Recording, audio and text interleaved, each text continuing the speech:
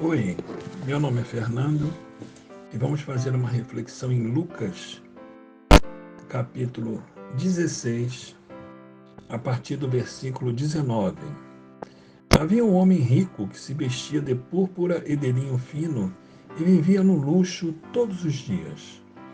Diante do seu portão fora deixado um mendigo chamado Lázaro, coberto de chagas. Ansiava comer o que caía da mesa do rico. Até os cães vinham lamber as suas feridas. Chegou o dia em que o mendigo morreu, e os anjos o levaram para junto de Abraão. O rico também morreu e foi sepultado.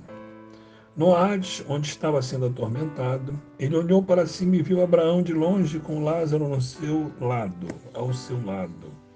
Então o chamou: Pai Abraão, tem misericórdia de mim e manda que Lázaro molhe a ponta do dedo na água e refresque a minha língua, porque estou sofrendo muito neste fogo. Mas Abraão respondeu: Filho, lembre-se de que durante a sua vida você recebeu coisas boas, enquanto Lázaro recebeu coisas más.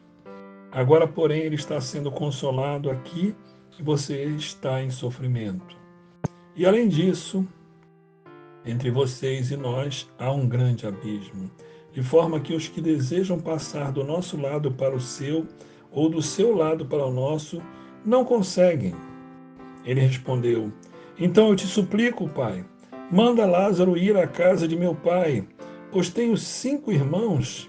Deixa que ele os avise, a fim de que eles não venham também para este lugar de tormento. Abraão respondeu: Eles têm Moisés e os profetas, que os ouçam. Não, pai Abraão, disse ele.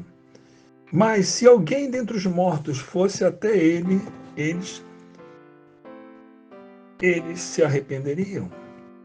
Abraão respondeu: Se não ouvem a Moisés e aos profetas, tão pouco se deixarão convencer, ainda que ressuscite alguém dentre os mortos.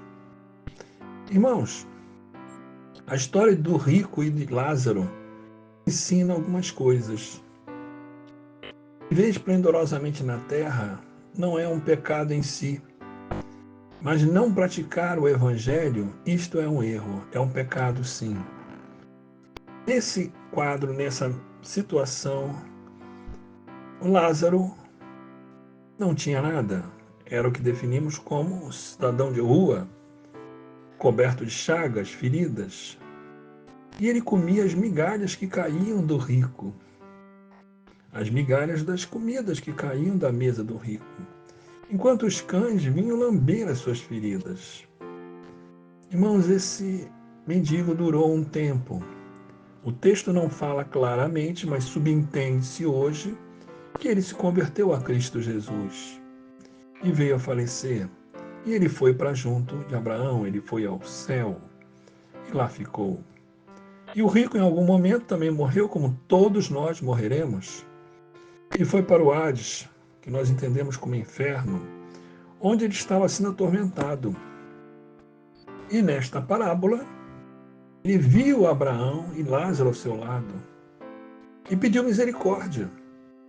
Ele nem pediu para que Lázaro ou Abraão o tirasse dali, mas que molhasse o dedo dele, né? E refrescasse a língua, porque ele estava sofrendo muito com o fogo, com o calor, com o tormento. O inferno existe, irmãos, e o tormento também existe.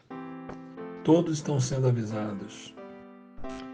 Mas Abraão pondera com este rico e considera o que ele teve e o que Lázaro não teve. Hoje subentende-se que Lázaro buscou e andou com Cristo de alguma forma, ele se converteu ao Evangelho. E o rico não. Mas o rico ainda se preocupou com a situação e pediu que Lázaro fosse avisar os 5 irmãos. E ele ponderou que se Lázaro for, eles ouviriam Lázaro. Mas disse Abraão: se eles não ouvem Moisés e os profetas, que já tinham passado. Esse texto foi escrito no Evangelho de Lucas, na época de Cristo. Moisés e os profetas já tinham passado e tudo estava escrito. Que eles leiam e que acreditem. É isso que ele disse. Porque eles não falariam diretamente com Moisés, nem falariam diretamente com os profetas. Falariam pela palavra. Ao que o rico disse: não, pai Abraão, se alguém dentre os mortos fosse a eles, eles se arrependeriam. Na prática, na verdade, olha que Abraão respondeu: se não ouvem a Moisés e aos profetas, que está tudo escrito na Bíblia de então, na época, era o que eles tinham, muito menos vão se deixar convencer ainda que ressuscite alguém dentre os mortos. Eu achava esse texto duro, meio forte, talvez até exagerado. Na minha fé, eu tinha algumas questões. Ora, se uma pessoa ressuscitasse, isso seria um marco incrível. Mas eu vi isso acontecendo com alguém da família, quando esta pessoa veio a morrer, e morreu. Depois, meu pai estava diante da situação e ela voltou à vida. E meu pai imediatamente chamou o médico, que chegou lá num período curto, talvez meia hora ou 20 minutos, e esta pessoa se sentou no sofá. E quando o médico entrou na casa, no apartamento do meu pai, ela teve outra convulsão e infartou de novo e veio a falecer. E o médico fez absolutamente tudo que a técnica lhe ensinou para que ela voltasse. Ele era um cardiologista há mais de 20 anos, então conhecimento ele tinha. E lutou com aquele corpo para que ele voltasse à vida. E depois de vários minutos, não sei se 40 ou 30, mas um tempo, ficou brigando com o corpo até que ele pegou o corpo desta pessoa e colocou na cama e disse: ela morreu. Aí meu pai insistentemente disse: então tenta mais um pouco, quem sabe ela voltará. E o médico disse: eu já estou tentando este tempo todo e ela já morreu há uns 40 minutos.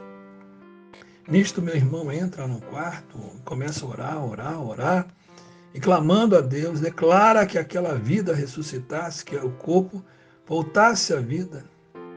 Em algum momento das súplicas dele, do clamor dele, a pessoa abriu os olhos. E o médico ficou atônito.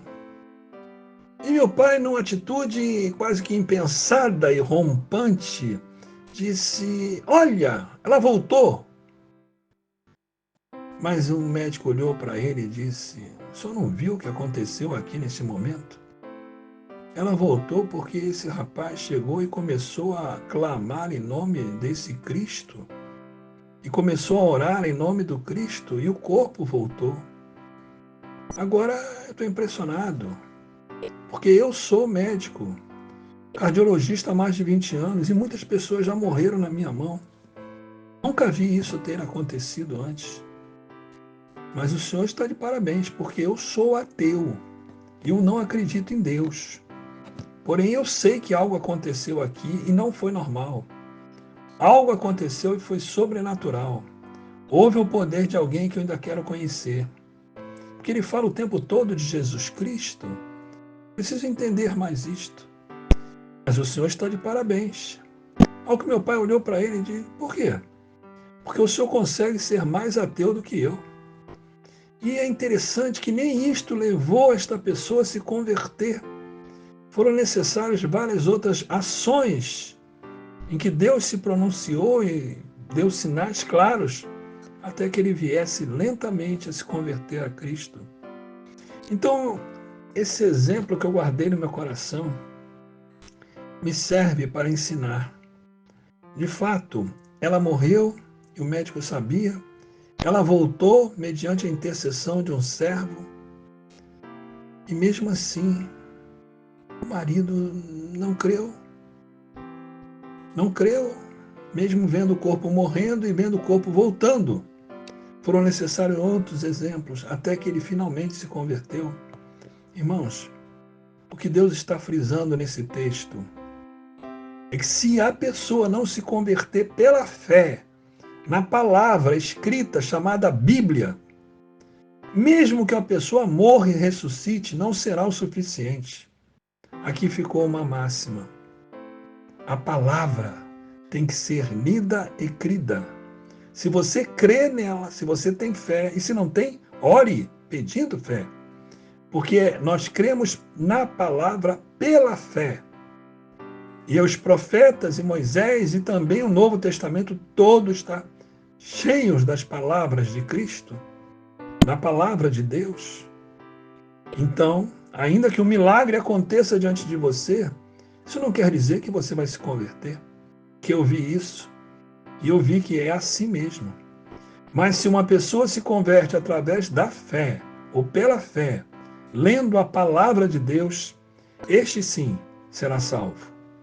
Que o Senhor nos ensine a desejar e querer mais, ler a palavra, não somente ler, mas desenvolver mais fé na palavra de Deus.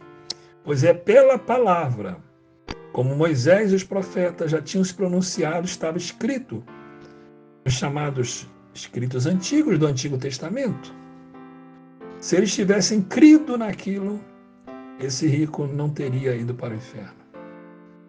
Precisava ter visto milagres, embora os milagres sejam interessantes porque eles marcam, eles são sinais do Altíssimo, mas é necessário crer na palavra e que o Senhor nos dê condições, o espírito e fé para que possamos crer na palavra dele, em nome de Jesus. Amém.